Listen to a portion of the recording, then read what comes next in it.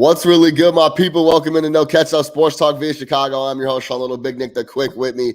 As always, we got a lot to talk about, man. We missed last week, so we're going to catch up here. NFL's around the corner, but first, we're talking about Brady, his little 2-week break, a little 2-week layoff. What do we want to call it? Is it acceptable?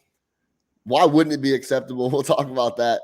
We got to talk about the Nigerian Nightmare, Kamaru Usman's KO. Have you ever seen what's something that comes to mind where it's completely locked up and it just changes at the last minute like that with the Leon Edwards KO kick to the head?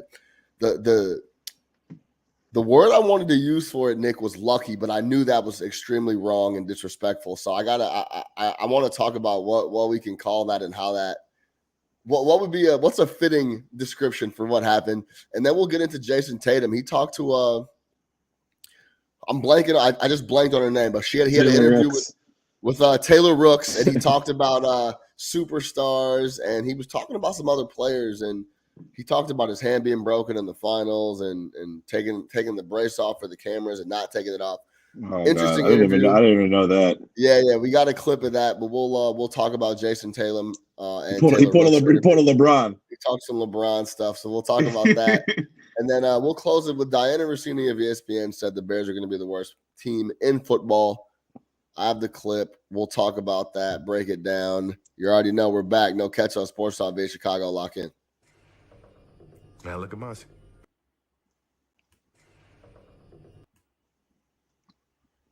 I don't know why that's not working. Now look at Mossy. Really? All right. Fuck it. Fuck the intro video. What's good, Big Nick? It's okay, fine. That's all I needed. That's all I needed for him to do that. You're muted. It became personal with me. Well, I'm still seeing the video. I wasn't seeing it for whatever reason. All right. It's all good. Let's do it. How we feeling? Yeah, what's goody? What's happening? Great, man. I'm chilling out here in Branson, Missouri, man.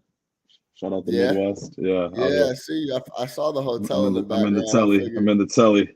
On the road. On the road again. Road edition. On the road again, grinding away. Yes, sir. Grinding all day. Man, I gotta tell you, I finally got my hands on a PS5. I saw that. You had to, huh? Bro, and I got fleeced. Play some FIFA. You picked up the FIFA sticks for the first time. No, well, listen. You muted yourself. Something's happening with the video. It's like playing the video after. Hold on. Yeah, I saw that you had. Posted that, and you were calling out your boy. So I figured you was trying to put some FIFA challenges out there, man. So he was resting on the sticks. Hold on a second.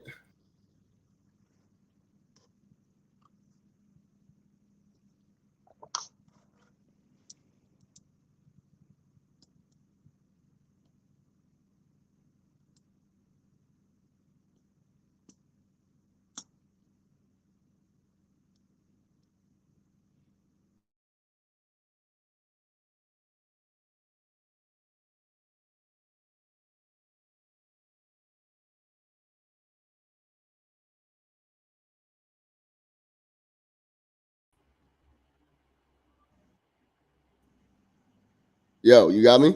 Yep. Okay, my bad. Sorry about that technical difficulties good. over here on my end. My people that's watching. All right. So yeah, I finally got my hands on the PS5. I got fleeced. FIFA? No. Listen to what happened, right? Oh, you mean fleeced on the yeah, okay. Just the whole system. Yeah. So the new I'm waiting for the new FIFA to come out. It comes out in like a couple of weeks. So I didn't want to pay. First of all, they're still charging $70 for FIFA 22 when the new one comes out in literally 30 days. Yeah. So that's how you know how they're getting down. But this is what happened. So I went into GameStop. I'm like, yo, you guys have any PS5s? Thinking like they don't have any, obviously, right? The lady goes, yeah, we get but we get a shipment in Friday. This is on Wednesday, I asked. I'm like, oh, yeah? She's like, yeah, I get a shipment in Friday. I'm like, okay, bet. Like, do I just got to come stand in line, or like what's the protocol for grabbing one? She's like, you have to get a GameStop Pro membership to have access to like actually getting one. The Pro membership's $15. I'm like, okay, no problem. So I get the Pro membership. Friday comes around. I go. The store opened at 9, and I actually couldn't get over there till like 4 or 5:30 p.m. and they still had some. So I went over. I grabbed it. Mind you, a digital version without the disc is $400. One with the disc, I believe, is $500. What do you mean with the disc and without the disc? It's like one. They have two versions. One that's all digital, where you just download everything, and then one that will take actual games and disc. Yeah. Oh exactly. Wow! What a racket! All right. So the disc one is cheaper than the digital is cheaper than the disc. I get there. Of course, there's no digitals left, so I got to get the disc. I'm like, whatever, I'll take the disc. Disc is $550. The digital's, I think, like $100 cheaper. It's like $450 or something like that. Whatever. Yeah. I'm like, okay, I'll pay the extra $100. I just want to get one. Fine, no problem. Whatever. I pay the $550. I get the disc. She rings me up, and the total on the little credit card thing comes up to $860. I said, wait a minute. Isn't the system like for like $550? She goes, oh yeah, but you got to buy a bundle. Mind you, she didn't even tell me this, right? You have to buy a bundle. It's a bundle deal. The bundle is you get a game like Westworld, some like RPG game that I'm never gonna play. Yeah. You have to get $175 on the PlayStation Store to buy other shit, which is fine because I was gonna buy the games. You're gonna buy games anyways, yeah. So that's okay, whatever. Then GameStop makes you buy a year warranty for $65 when you already have a warranty from Sony. So you can't opt out of the warranty. So they made me buy a warranty, a pro membership, and they had it all bundled up. So I ended up spending like $865 on mine. And there was no way. So did you I couldn't decline the warranty. So because you decline the whole package, you can't just buy the system. It sounds like that doesn't sound right. Yeah, no, they wouldn't let you just buy. It's a bundle. Have you confirmed this through like a third party or something after the fact? Because seems like this is the GameStop bundle. If you don't want the bundle, they won't sell you the system. That's wild. Yeah. The worst part was the warranty. Because you got folks out here saving $550 to go to the system, and they go into GameStop and get whacked over the head for another $300. For another $3 bills. That's not like an extra 50 or 20. That's an extra $300. Yeah, it's crazy. that's the 60%. It was crazy. Yeah. But I got one. We're locked and loaded. Let's do it. And let's talk about Tom Brady and what he's got going on. I'm still rocking the regular Xbox, man. I haven't upgraded. I don't play enough to upgrade. Man, I don't think I'm going to play enough either, to be honest. Yeah. But I got the Game Pass thing, anyway. so I'm still on the FIFA 22, the Madden 22, and all that. Yeah, heavy. Yeah, I don't play enough either, but we're gonna try to play. All right, let's get into Tom, man. Tom takes a couple weeks off. Of course. He's like, yeah, I'm out of here. People are talking about that. It's Dancing with the Stars, or the Masked Singer. Masked Singer. We don't have to. Hey, listen, I support that theory. It makes absolute perfect sense. Yeah, I think he's doing the Masked Singer. Yeah, like he retired. He had some time. Did you see the video that chick posted? And it all lines up. And plus, they were like, they asked someone who's close to Brady, like, is this the type of thing that he would do? And they were like, absolutely. Yeah. Yeah, for sure, man. He was already going to retire anyways. He probably signed on to do it. He's got this big ass deal with Fox. So one of the theories that people don't know is that Tom Brady's out of camp, been out of camp for 2 weeks. Team knew about it. They know allegedly when he's coming back. And there's a lot of theories floating around. Yeah, he came back yesterday. A lot of theories floating around. One of them is that Brady's doing the Masked Singer, which I've never really watched, but I know how it works. And that, a lot of these timing dates line up, and the fact that he has this mega deal with Fox after when he was gonna retire, do a broadcasting and all these different things. And someone to kind of put it out there that he's doing the Masked Singer. For me, it makes sense. It sounds like some Brady shit. Yeah, y'all figure it out, man. Hey, Todd, you got this, man. It's all good. I'm gonna show up. I'm gonna show up week one, do my thing. Just like I've been doing. The best part about all this is that no matter what he was doing, no one can say shit to him by anything. No, it doesn't matter. If he was doing the Masked Singer, what are you going to like? That's probably inappropriate, to be honest with you. Is it? Like if I'm at camp busting ass, and you dip to go do the Masked Singer, like that's probably an issue, but you can't say anything. Who's going to say something to Brady? You I can't. wonder who of his teammates are going to have a problem with it, though, because he's not the first vet to pull some shit to get out of camp. Who was it? I think it was Walter Jones. He was a left tackle for the Seahawks. He would sign 1-year contracts every year so that he didn't have to go to training camp. Yeah, like shit like that. You know what I mean? I get it. Yeah, he just signed at the end of the summer. Like, all right, I'm back. All right, cool. You know what I mean? I'm not doing this camp shit. So it's really not. If you handle your business, I will say this, man. If they get off to a slow start, it's just such low-hanging fruit for someone to come up and bring up if they need to. I think I'm really leaning. I'm betting Dallas in week 1 against the Bucs. I think it's Dallas +1. Tampa Bay's -1 in week 1. I'm really leaning. I'm going to bet Dallas in that game. That opening game, it's in Dallas, I believe. Pretty sure it's in Dallas. They had a 1-1 last year. They played in Tampa. They opened the season in Tampa. This year they're going to open it in Dallas. I think I'm going to take Dallas. There's a lot of stuff going on with Tampa Bay. I refuse to put any money around Mike McCarthy, so you can yeah. Don't let it be close, and the pivotal decision needs to happen because you know what he's going to do. Yeah, I feel that. So I can't argue with that. But no, I mean, I think, look, man, once the season starts and all that, I don't think there's any question about Brady's dedication. Is he going to be locked in? Obviously, he's going to be doing everything that the team needs him to do and what he's been doing for the past 20 plus years. So I think that, like, obviously, yeah, on the surface, it's not the right thing to do, but I think you've got to consider the Tom Brady of it all and that it's Brady, you know what I mean? And, like, I think that matters, right? Like, again, I think he's going to be locked in. He's been that Bill in the last couple of years. He set his expectation. This was something that was planned already, so it's not like he just came and said, hey, look, I'm out in the next 2 weeks. They'd already agreed upon this, I'm assuming, when he returned. So there you go. It is what it is. It is what it is right. So stay locked. We'll see when you brought up Brady, I thought you were talking about the Dana White thing. Oh yeah, let's talk about that too. Actually, yeah, I thought that's where we were going with this. The Dana White thing is dead on. He's not. I think that's very much the truth. I think John Gruden ended up going with Derek Carr which is shocking to me. Well, let's give the background on that. Yeah, go ahead. So they had the Gronks watching, now they do a lot of these simulcasts during the games and stuff. Yeah, it was terrible. They should have told 3/4 of those cats to stay at the crib. Yeah, they had Gronkowski, his brothers, his dad, a bunch of people. There's no need for 9 people to be on the set. It was 9 people in there. It was crazy. I watched it for like 2 minutes, but they had, just like they do with the Mannings and all that, they had a couple, bunch of guests. One of the guests was Dana White, and so he basically told a story that he was involved. And I love Dana. Dana White is ridiculous. He just loves to be in the spotlight. He loves it, and doesn't hide it either. He loves himself too.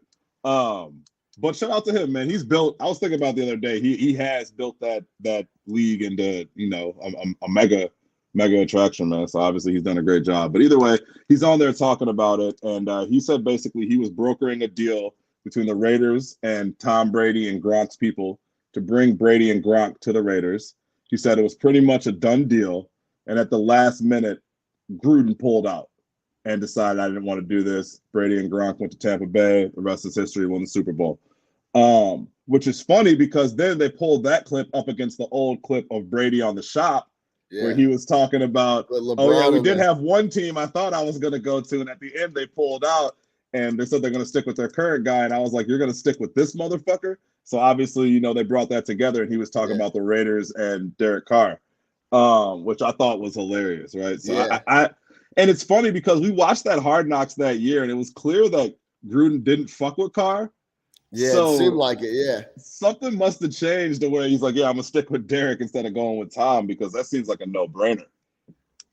Yeah, of course it's a no-brainer. You always go and get Tom and Gronk. This is going to be the first time Tom's without Gronk for quite a long time. So I'm excited to see what that looks like as well, especially down in the red zone. But for them if it sounds like the stories line up, he flat out picked Derek Carr over Tom Brady. And then Tom kind of tried to walk it back. Was like, well, I didn't even know if I wanted to go there anyway. But you could tell he was kind of hurt on that. Like, Tom, it does. Regardless of whether he wanted to or not, Tom Brady's like, you don't tell me no. I tell you no. You know what I mean? Like, that's exactly. not how this works, right? So exactly. Yeah, you don't tell me no. I tell you. I tell you no. You wait on my answer. I'm not waiting to hear back from you. You know what I mean? exactly. So like, yeah, it seems like that obviously mattered. Well, then they showed they played that year, and the Bucks won 45-20, and Tom threw 4 touchdowns. Yeah, I remember that. I remember he was walking. I remember he had a fly ass fit because I remember he was walking down. He was on the field and they cut to him on like some NFL Network. He had a fly fit. I was like, oh yeah, GQ. he had to get clean in Vegas on him real quick. Super clean, real quick. This is what y'all could have had. This is what you got. Anything? Any blowback for Derek Carr there for you, or just like? No, if you're Derek Carr, like you should understand.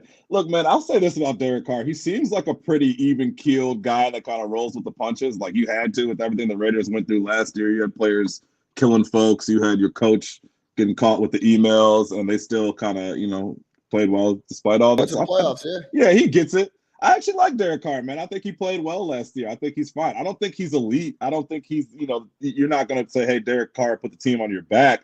But we talk about all the time, man. There are bad quarterbacks in the NFL, right? More than half the starting quarterbacks in the NFL are trash.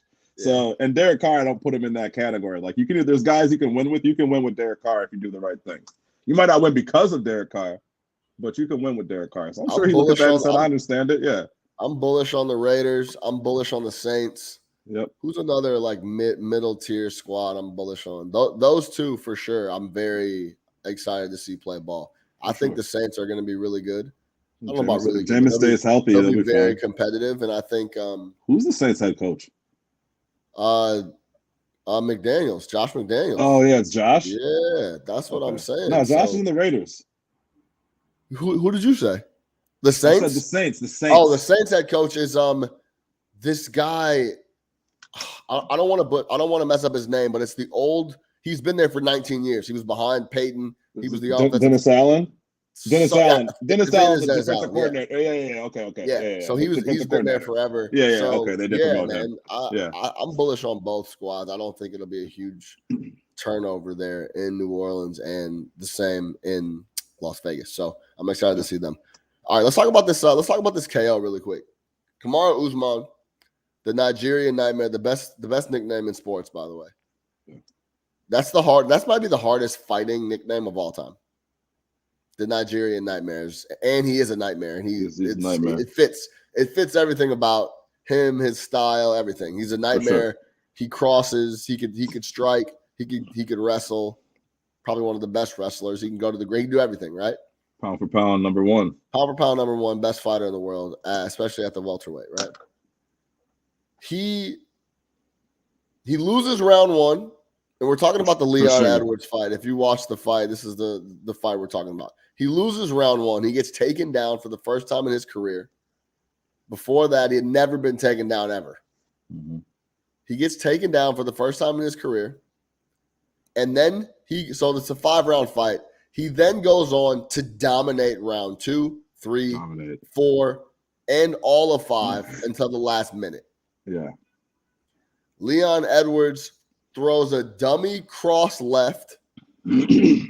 Usman ducks the cross left and leans right into a full-blown left shin kick that landed beyond perfectly. Perfect. Knocks out Usman straight away. Bing, bing, bing. It's over. Herb Dean was like, yeah, that's done. Didn't even need to look at them for 1 second. I was like, yeah, this is over with. We're not. There was a stretch where, well, first of all, if you were watching, you knew that Leon Edwards was toast. He was tired. He couldn't do anything. His corner was telling him that he couldn't do anything. His corner was saying, "What are you doing?" Yeah, this corner. You got to do something. You got to do something. You got to try to win this fight. Yeah, you can't just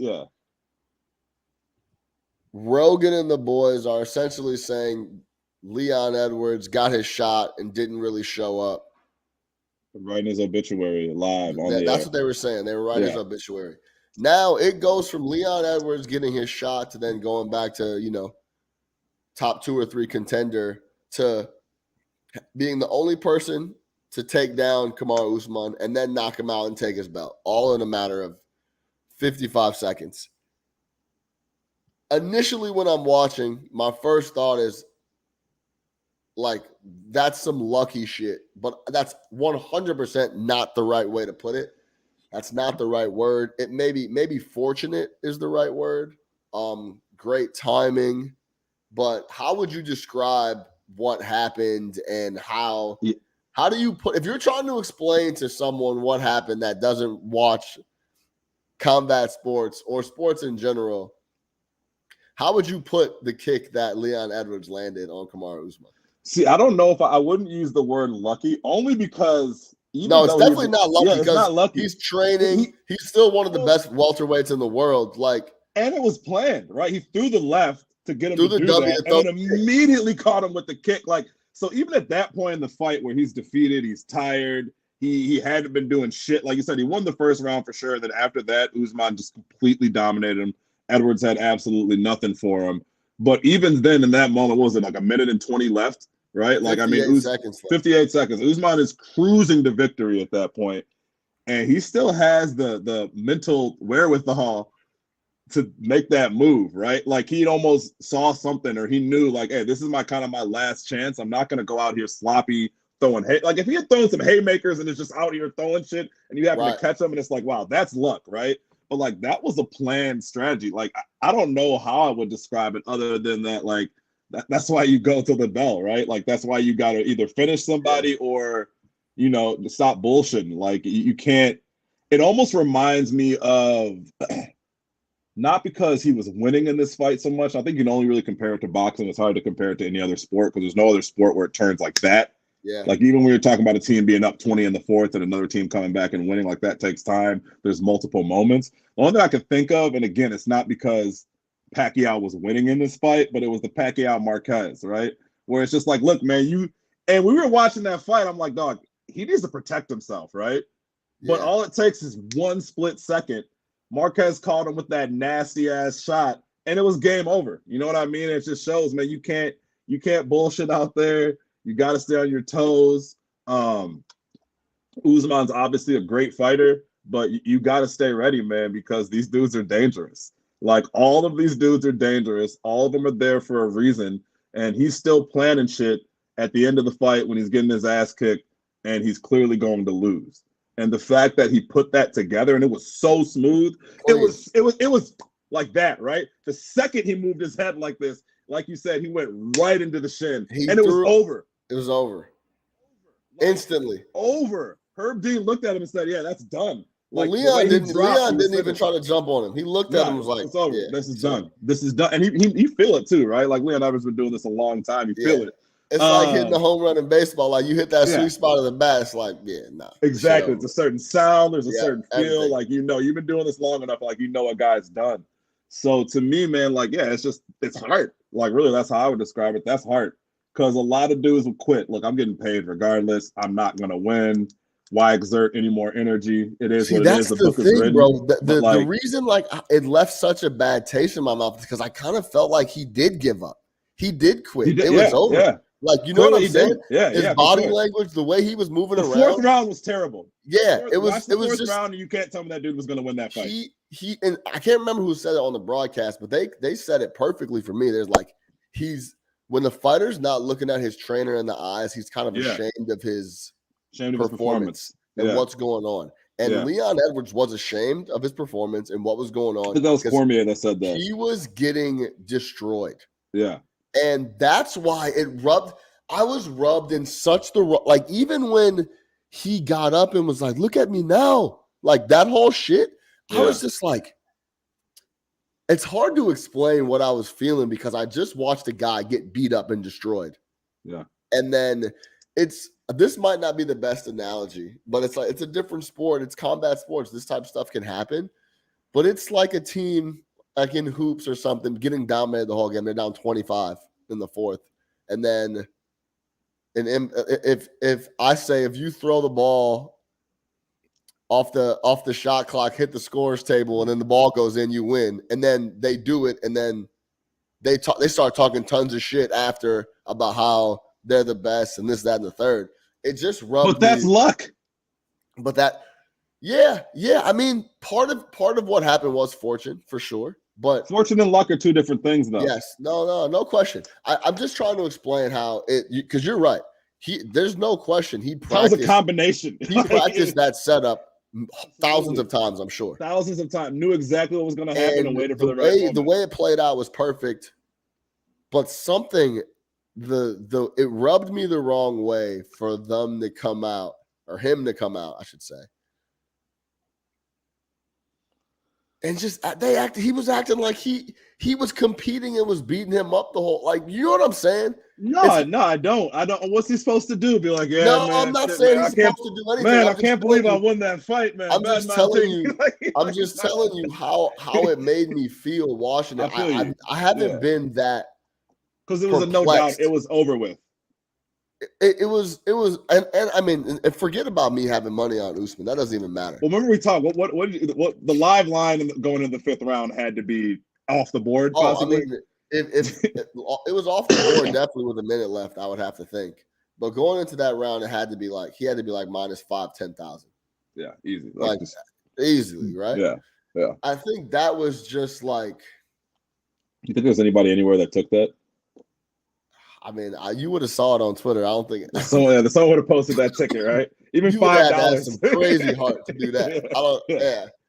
But yeah, I haven't had that feeling in a long time where I was sitting back and I was like looking and listening, and I was like, dude, if these dudes fought tomorrow, this guy talking all this trash would get his ass whooped up. I have no doubts. And the most interesting part about all of it is Leon Edwards won the fight. And in the rematch, he's probably going to be able to take the most from the fight. How this guy moves, the pressure. Like, he learned the most and won the fight. You usually don't learn the most and win the fight. And I think he learned the most, won the fight, and then he's going to be able to add that and bring that to the rematch. I mean, I don't see him beating him, but yeah. Usman has to. He's should finish him. Yeah, I mean, he's going to destroy this dude in the next fight. Yeah, like, I mean, well, yeah. What an interesting spot. What an interesting fight. I think it was a lot of fun either way. Shout out Leon for getting that done, and I love his story. And he's from Birmingham. Yeah, from the trenches. Yeah, bad man thing, boy. Bad man thing from the trenches, man. From Birmingham. Shout out my man.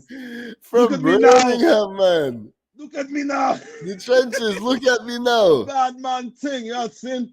Birmingham, man. I will say this entertaining night overall, starting with the big two things outside of the Edwards fight. First, go on Twitter and look it up. Anthony Joshua. You and I have talked about this dude before. This guy is mentally he is who they want to be the heavyweight champion. Right? Really badly. Like, looks the part. I told you the other day, he's the Cliff Kingsbury of boxing, right? Like, he just looks the part. Good looking dude, British dude. Like, yo, this is the guy we want to be the heavyweight champ. We don't want Tyson Fury. We don't want Deontay Wilder. Like, we want someone we can sell. Anthony Joshua. You know what I mean? Like, he's very marketable. But zero, just mentally, and this isn't the first time he's done weird shit or said weird shit after losing, but that was the most bizarre thing I have ever seen in my entire life until I saw the Luke Rockholder or whatever the hell his name is fight. That was the most bizarre thing I've ever seen in combat sports. He grabs the mic and just goes on for 4 minutes rambling after he lost to Usyk and just talking about, I'm a professional. You want me to be Rocky Marciano. He's 12 stone. I'm 17 stone. I don't even know what that means. Like, just rambling on, then goes into a hip hip hooray for Ukraine. Like, please, if you get a chance to just go on Twitter, go on YouTube and watch Anthony Joshua post game. It's not even an interview. He just literally, it was like, are you not entertained? Listen, I understand what he was trying to say. He basically, listen, there's a time and a place for stuff. And after you lose a fight, you have no right to grab the mic from the champ and walk around the ring and say anything, to be honest with you. If someone wants to hear from you, then fine. But you don't have a right to grab the mic and walk around.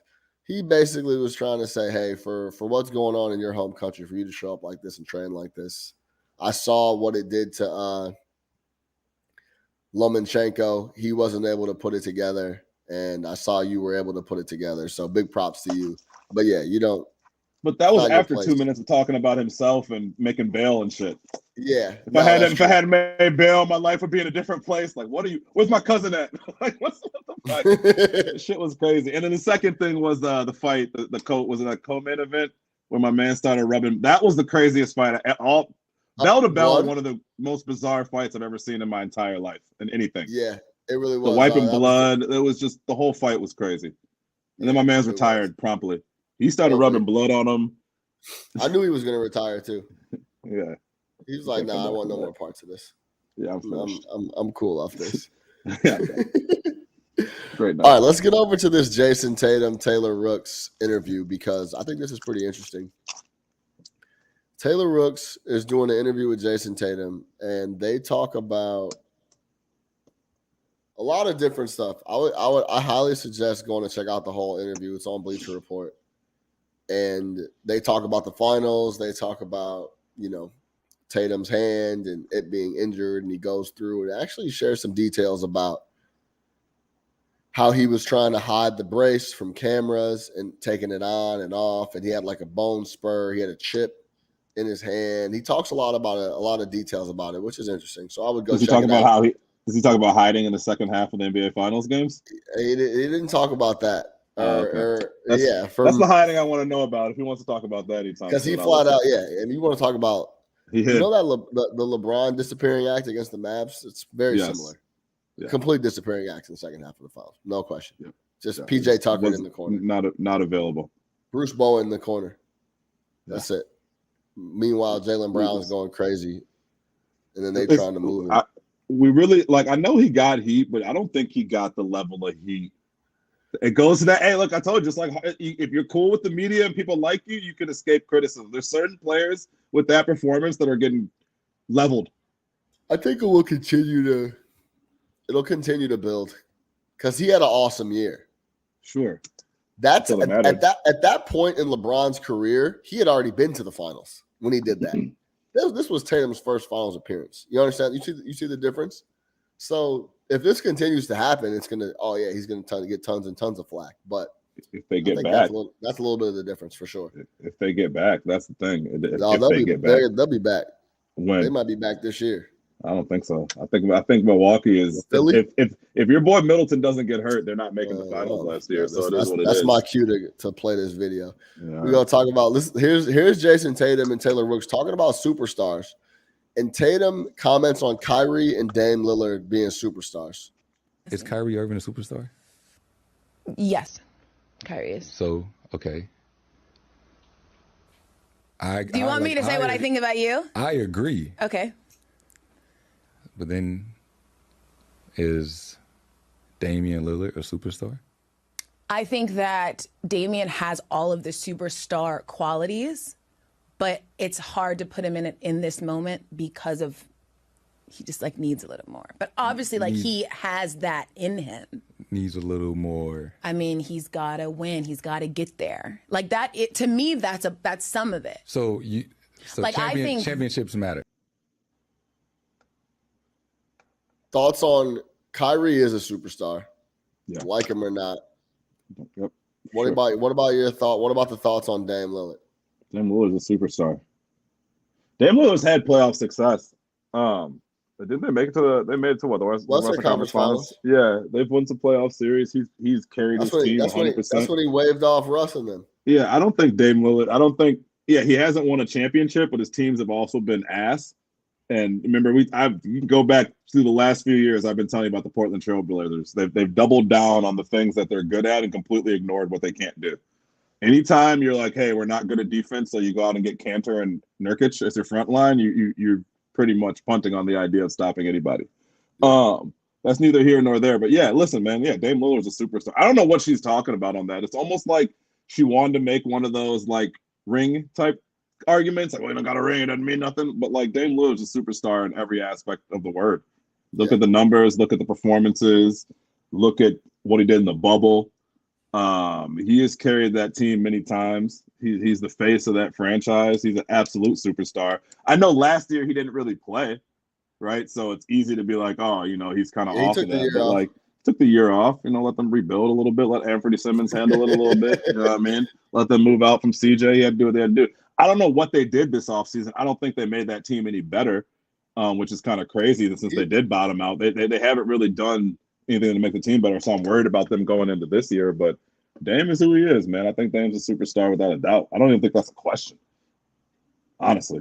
Yeah, no, I agree with that. How many superstars? And I think there are a lot of false superstars running around. I don't think Dame. How many? Okay, there you go. That's a perfect segue. Then give me a false superstar. How many superstars are there in the NBA? It's hard without a list of players, but there's probably 15 to 20. No, there's not fucking 20. 15, 20 probably. Superstars. Yeah, but you start going through your There's top maybe 10. Guys okay. There's probably 15. We can go 15. So let me ask this: like, would Jimmy Butler be a superstar for you? Well, for me, you asking me? Yeah, I'm asking you. Jimmy Butler is a superstar. Supernova. If you asking me, Jimmy Butler is a superstar. I think he is too, though. So it's like when you start going on that. So when you start going through your list of top players, like, Jimmy Butler's probably in that 10 to 15 range. So there's probably 15 guys. But like, is Donovan Mitchell a superstar? No. In all actuality, like Mitchell's probably like when you start getting murky. If we're really getting down to the nitty gritty, Jimmy Butler's probably he's dropping 50 in playoff games this year. I mean he's probably one of my top 2 or 3 favorite players in the league, without a doubt. Yeah, we love Jimmy Butler. You're asking me if he's y'all took Tobias Harris over me. Yeah, Tobias Harris over me.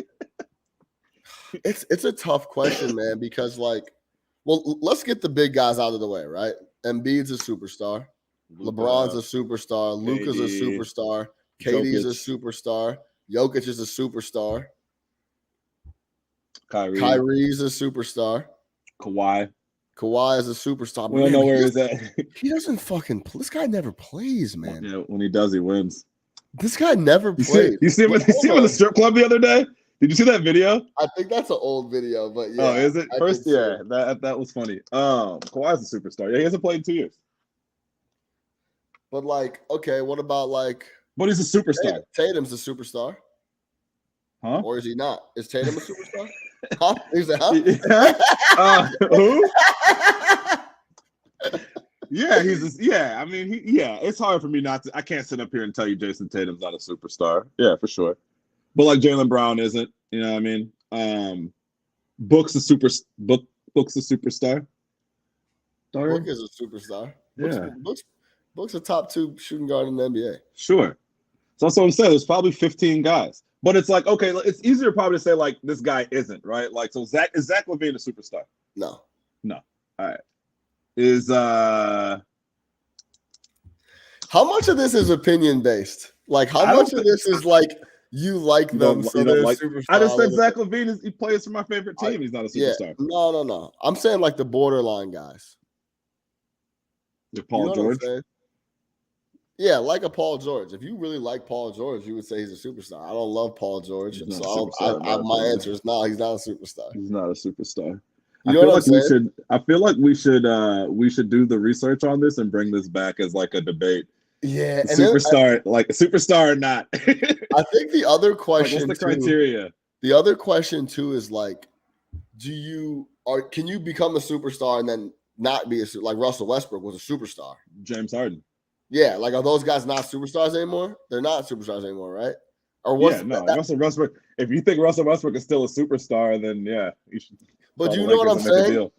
It's like once you hit superstar status, no, you have to maintain it. You have to maintain superstar. You have to maintain superstar status, and I think that's what makes LeBron's. I mean, if you could look when it's all said and done, you go back through the numbers on LeBron's career. There's going to be so much crazy shit in there. But when you talk about just outside of the numbers, just narrative-wise, LeBron has been a superstar for 20 seasons. And when you talk about maintaining yourself, even last year, he was averaging 38 and 7. You know what I mean? Like, so yeah, like I think you do have to maintain that level because when you talk about a Westbrook, when you talk about a Harden, these guys have won MVP trophies in the last 7 years, but they're not superstars anymore. I don't think Russ will ever be one again. I think James probably could be. I think Russ's game is just, if he's not the number one guy at the peak of his powers, Russell Westbrook, unfortunately, I know how much you love him, is just, he's a zero. Like he isn't, let's just be honest, Russell Westbrook is a basketball zero right now. Convince me otherwise. Zero, but he's a zero. He's not. He loves to do the things he's not good at. He's fucking zero. Literally every time he pulls up for a jumper, he's just trying to prove everyone in the world wrong. Yeah, like that's the whole issue. I would sag off Russell Westbrook. He comes down and tries to fire just so he could stick it in everybody's face, and it backfires. That's the issue. Yeah, still one of my favorite players. Face. Russell Westbrook, one of my favorite players of all time. Yeah, peak Westbrook was awesome. So I mean, I think we should kind of define the criteria on this. We should table this for NBA preview. But yeah, I think there's probably 15 guys. There's probably 15 guys, and then there's some on the cusp guys, and then there's some fan favorites, right? I think what you really got to separate is the fan favorite from the superstar. Like, I love this guy, but is he actually a superstar? Or do I love Giannis? We didn't even say Giannis. Giannis obviously a superstar. Yeah. So let me ask you this, just because that came out, because I was thinking about this. Is that obviously we just forgot to mention Giannis, right? It's easy, plain and simple. Probably the best player in the league. Probably the number one player in the league. Yeah. Is that something that like you think some of these guys, or you would, I personally like you would use as like fuel? Like, how could you forget? How could you like? Maybe I'm not doing enough. Like, I should be the first. I should be the first person you mentioned. Fucking name you mentioned. Like, how is there ever a time where we're talking superstars and my name is the first fucking name that comes out of your mouth? Facts. I always think about stuff like that because it's obviously an accident. We know Giannis is the man, but I'm thinking like if you're sitting on your couch and you're Giannis and you hear this, you're like, am I not doing enough? What else? What more? You're not entertained? It's just such it's such a good motivational tool. Like apparently I'm not doing enough because these guys just named a list of superstars and they didn't name me. And I'm a back-to-back MVP winner and I have a title. And I scored 50 to win it. So like it says he doesn't self-promote as much as a lot of other guys. Like, a lot of guys are throwing it in your face, right? Like LeBron, I love LeBron, but LeBron is a superstar. He's Hollywood. Like you will always, whether I'm going to the Jay crossover game or I'm going to the Drew, like I'm LeBron. Like that shit, look, man, I love LeBron, but this is 100% like what he's doing with these playing in these programs right now. It's come on, man. Like it's attention seeking. It's what LeBron does. What? No, I don't. No, not at all. I have zero problem with it. Absolutely do it. I think it's cool when they do it. It's just LeBron doing it to me is like, there's nothing wrong with it. This is not like a LeBron knock. I've talked about how much I love LeBron for years. I think it's great. It's just funny. He's just so like, he's so, say what you want to say. Say what you want to say. Self-absorbed and like me. But it's okay because he does a lot of good and I don't think he's an asshole. But he is very much like, I love it. He loves it, dude. He loves walking through Jamal Crawford's game and people been there since 7 a.m.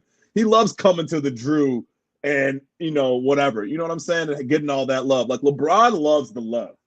Some cats don't really care about the love, right? Like, I don't know if Giannis necessarily needs the love outside of his circle. Kawhi certainly doesn't need the love from anybody. LeBron 100% needs the love. What Future say? I inhale the love on a bad day. That's LeBron, right? Like LeBron is, you know what I'm saying? Like inhales the love on a bad day. Like he needs that. You know what I'm saying? Like some guys, not everybody's built that way. Yeah. Yeah, I'm not. I can't argue that. And I mean, so that's why. So when he does shit, it's he knows the cameras are there, and if they're there. Well, yeah, he announced like, "Yo, Jamal, I'm so happy I could do this. Seattle, we coming. Seattle, we coming. Exactly, right? Like, come on. Like, I love keep. So he did the whole thing. The whole coming. Yeah, for sure, man. Like exactly. What did Russell say when he signed the contract? Hell, Seattle. Hey, Seattle. Come back. Deal's done. Deal's done. Sitting up there with this. Shout out Russ. Mr. Unlimited. What's the new thing he says now? Let's ride. Denver. Let's ride. Let's ride. Bronco country. Yo, shout out Russ. I love Russ. That's your man. So I feel it. I go Hawks, man. Go Hawks, man. All right, let's rotate over to the Bears before we get out of here. Oh man, Chicago Bears. The Decatur Staleys. Other night in Seattle. on the preseason. But we know the deal, man. I like the game plan. Real quick, let's not gloss over that. I really did like the Getsy. Yeah. After years of questionable and incompetent play calling, I get it's just a second preseason game. I did like the Getsy. It seemed like we had a play caller who understood the flow of the game and was making calls based on the personnel he had out there. No question. So, yeah, they look good. The series he played, I'm excited to see it when it comes to week 1. I'm gonna go to the Bears-Giants game. That I think it's like week 4, maybe. I'm gonna go to the Meadowlands and have a good time and go check out the boys and be in my Bears stuff. But we're gonna be bad. I don't want to sugarcoat what's going on. They're gonna be a bad football team, I think. And Diana Rossini allegedly talked to some anonymous sources that confirm this. Here's Diana Rossini from ESPN talking about what she heard about the Chicago Bears through the grapevine. And when you talk to people there and about them, what are you hearing about the Bears? I had a conversation with the league source yesterday, trying to get a feel of how they're seeing the Bears. As we know, everyone around the league's watching a lot of tape of preseason, and granted, it's early.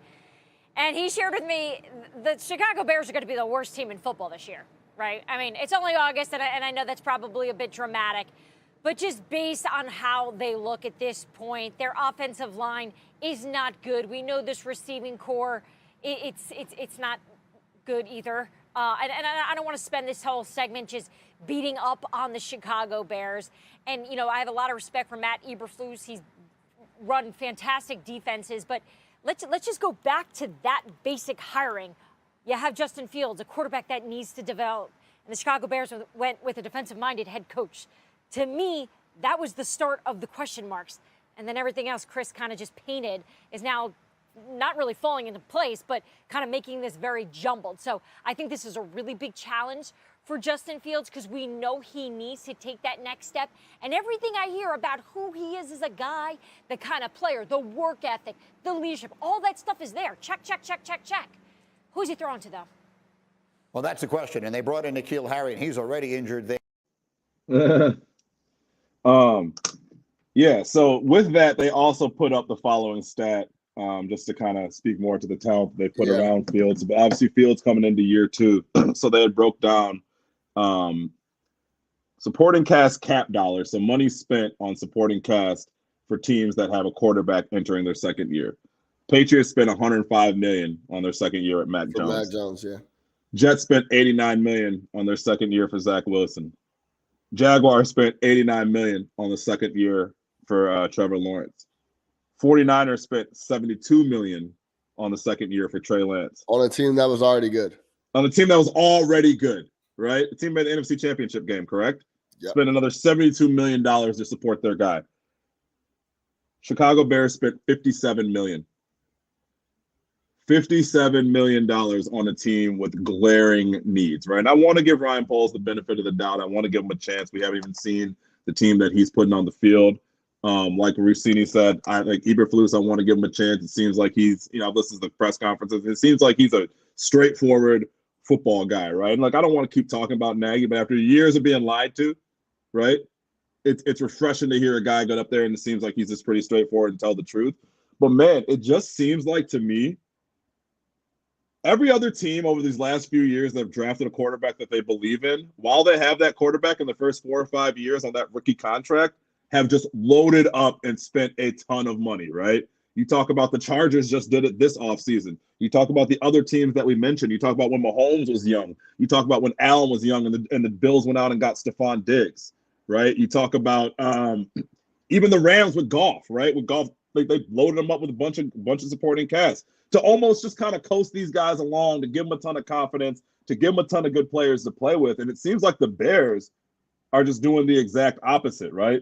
Instead of spending all that money and throwing a ton of good players around Fields, you're going with younger guys and inexperienced guys and not spending money on the offensive line, which I thought was crazy. They showed the statistic on there. Fields was pressured on 36% of dropbacks last year. 1 out of every 3 times that he drops back, he's pressured. Almost right? 4. More. So if he drops back 30 times, he's getting pressured on 12 of them. Like, that's not sustainable in the NFL, and you choose not to go after that position, right? So sometimes you got to overpay in free agency when it comes to protecting your quarterback. Burrow's another guy, right? I didn't like the Jamar Chase drafting last year because I felt they needed offensive line help. And obviously it ended up being a great move for them. But this year they've even invested more in the offensive line, and they just went to the Super Bowl last year. Meanwhile, the Bears aren't spending any money on anybody. You hire a defensive head coach, and it just seems like you're not all in on developing this quarterback the way that you should be. Like when you draft, and it's just like Mitch all over again. And Mitch had his flaws, but you can't sit up here and say that the program was geared towards developing Mitch Trubisky. It never was. And once again, it seems like we got another program that's not geared towards developing the quarterback, just based on those numbers. You had the money to spend. Who'd you spend it on? All I saw was guys leave. Mack left. Robinson left. Hicks left. So where's the money go? You're not signing Roquan. Not signing Roquan. And I'm not like, again, this isn't like, hey, go out and sign every wide receiver, because you can check me back on, as long as we've been doing this, you develop it in the trenches, you sign offensive linemen, you get good offensive linemen, you overpay on offensive linemen to protect your quarterback, because there's no quarterback in the NFL that can throw the ball from their back. I've yet to see one. So that's my constant pressure in their face. There's not one. There's not one. Brady, a hallmark of Brady on the Patriots was he did not get touched. Never got touched. Never. No question. I think I've said this multiple times. This is Justin Fields' rookie year for me. Last year doesn't even count. It was a complete scratch. The entire year last year should be wiped from the record books. It didn't count. It was a wash because we had a coach and a GM that were on their way to being fired regardless of what happened. Period, point blank. That's it. That's all. I don't care about the playoffs. None of that. It's a trash squad. Everything about it was all negative. Now, we got to give time for Ryan Poles to rebuild. I don't want him to throw good money after bad, just to spend, like you were saying. So we'll see what this year's confirming not firing Nagy last year made this year a wash as well. So last year's a wash, and then this year's a wash because we have to get shit sorted out. That was always going to be the issue. That was always going to be the plan. And why not do that if you're the McCaskies, if the value of the franchise continues to just shoot through the roof? It was reported that the Bears are worth $5.3 billion last couple of days.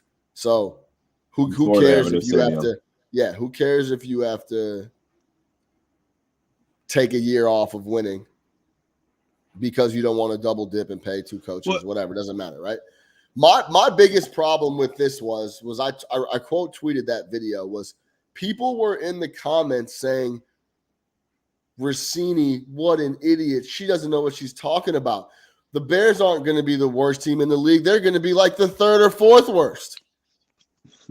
What the fuck are we talking about? But like, Rossini's an idiot. Does she not know about the Falcons and the Lions and the Jags? First off, don't ever disrespect the Detroit Lions and Dan Campbell. So what? Yes, yeah, exactly. What are we even talking about? Save all that negative venom for not Diana Rossini, because, by the way, we're going to be really bad. Really bad. Does she not know about the Seahawks? The Bears aren't going to be the worst team in the league. They're going to be number 26. Stupid. Right. It's like, what? We're still one of the worst teams in the league by quite a wide margin. They're like, Sean's Twitter dude voice was great. Stupid. How do we even let Diana Rossini on TV to talk about football? She doesn't know what she's talking about. The Bears aren't going to be the worst team in the league. They're going to be 28. Someone was like, save this video. It's like, okay. What? Yeah. They're going to be terrible. We're going to be awful. Yeah. We're going to be one of the worst teams in the league. Yeah, if it's not the worst, it's bottom 5. So what are we even arguing about here? It's stupid. So save the anger and being upset for the McCaskies and us burning multiple years now because they just wanted to give Matt Nagy and Ryan Pace another year when they didn't have to do so. So don't call Diana Rossini an idiot for calling the Bears one of the worst teams or they might be the worst team in the league when they're going to be a bottom 5 team in the NFL. So you're saying you don't have a problem with them not spending any money this offseason? Because I push back. I understand everything what you're saying as far as I've already said this should be Fields' rookie year. It should be looked at that way. And You know, it's all about his progress. But I think that the issue is you're almost not giving him a chance by not putting anything out there with him. And like, it's not bad money, but again, you overspend in free agency. That's just kind of how it works. But we have the money to do it, right? Yeah, if the Patriots are out there spending $100 million to get Mac Jones what he needs, right?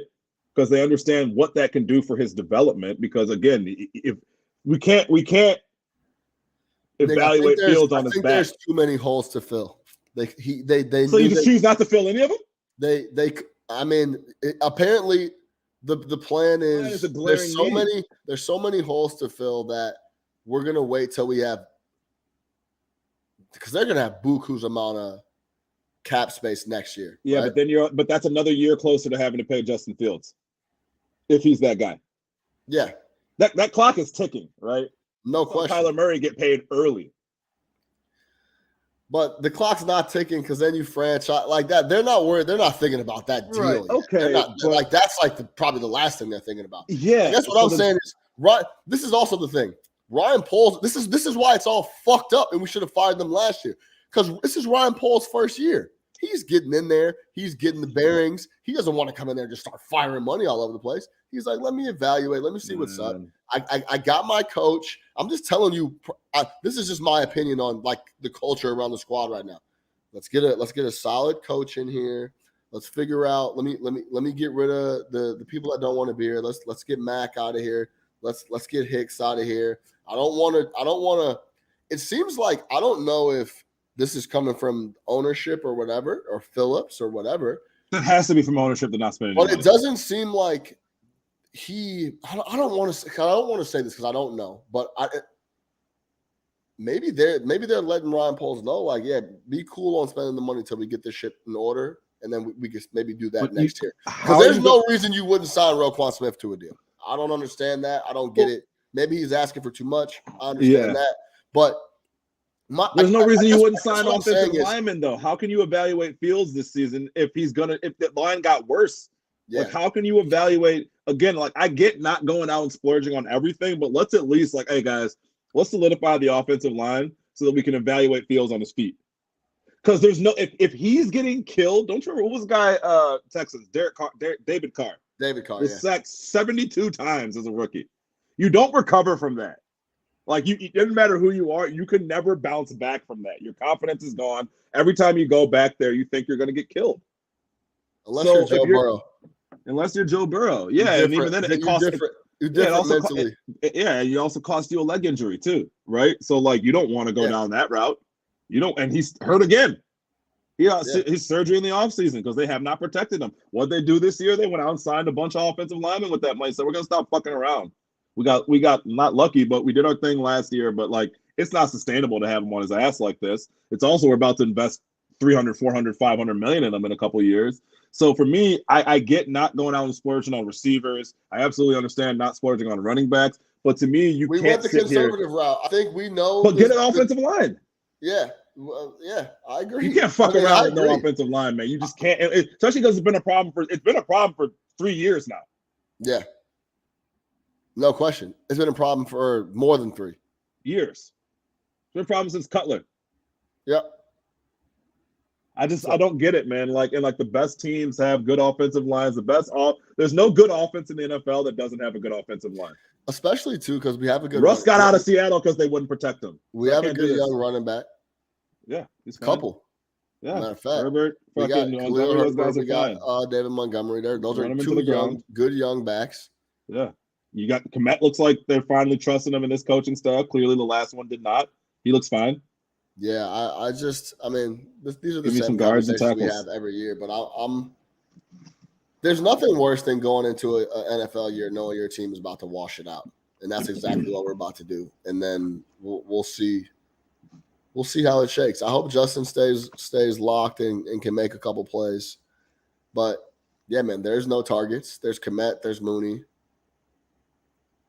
We'll see what the rookie does. We got a lot of questions, man. We'll see how Velus. We'll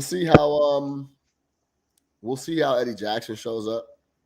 They'll say Eberflus has been in his ass all camp. I hope so. I think Eberflus is a real like technical type guy, and like he's like, no, what are you doing out there type shit. Like you got to go hard. Yeah. So I'm excited to see how he bounces back. But yeah, we'll see, man. But yeah, 16. don't yell at Diana Rossini for saying that the Bears are going to be the worst team in the league, and then your arguments that they're going to be the third or fourth worst best. Third or fourth worst. And Rossini's out there plugged in. Like, what do you think she's doing? She's literally sitting reporting from a training camp. She's literally sitting on the side of the field. Yeah. She's sitting on the side of the field. People aren't talking to her. Oh, yeah, people exactly. are talking to her. They know who she is. Yeah, exactly. Rossini's been around for a while. She's absolutely plugged in. Like, stop the cat. Yeah, stop the cat. 100%. All right, man. We're out of here. For Big Nick the Quick, I'm your host, Sean Little. Make sure you subscribe, man. Tell the homies to tell a friend. NFL's coming. We'll be locked in. I'm going to get this set up more locked in as well. No Catch on Sports Talk via Chicago. Peace.